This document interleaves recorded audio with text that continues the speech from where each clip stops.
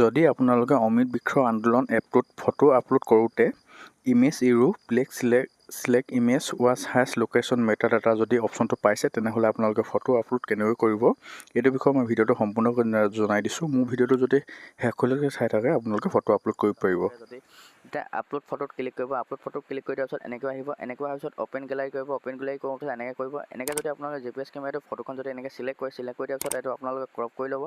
আপোনালোকে ফটোখন সমান চাইজৰ ক্ৰপ কৰি পিনি আপোনালোকে ক্ৰপ বটনত ক্লিক কৰিব। ক্ৰপ বটনত ক্লিক কৰি দিয়াৰ পিছত please select is the image আজ লোকেশ্যন মেটাৰ ডাটা বুলি যদি এনেকৈ অপশ্যনটো আপোনালোকে আহে তেনেহ'লে আপোনালোকে কি কৰিব লাগিব চাওক।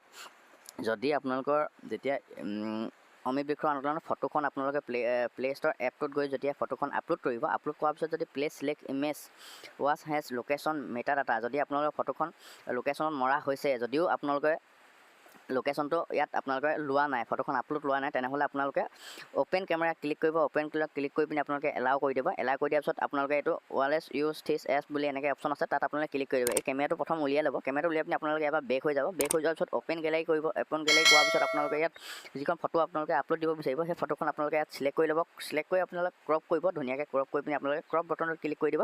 ইয়াত আপোনালোকৰ ফটোখন আহি যাব। তো আপোনালোকে যদি এইটো প্ৰব্লেম পাই আছিলে তেনেহ'লে আপোনালোকে এনেকৈ কৰি দিয়াৰ লগে লগে আপোনালোকৰ ফটোখন আহি যাব। তো ভিডিঅ'টো চাই যদি ভাল লাগিলে তেনেহ'লে লাইক কমেণ্ট শ্বেয়াৰ কৰিব আৰু মোৰ চেনেলটো নকৰিলে তেনেহ'লে ছাবস্ক্ৰাইব কৰি দিব। থেংক ইউ ফৰ ৱাচিং।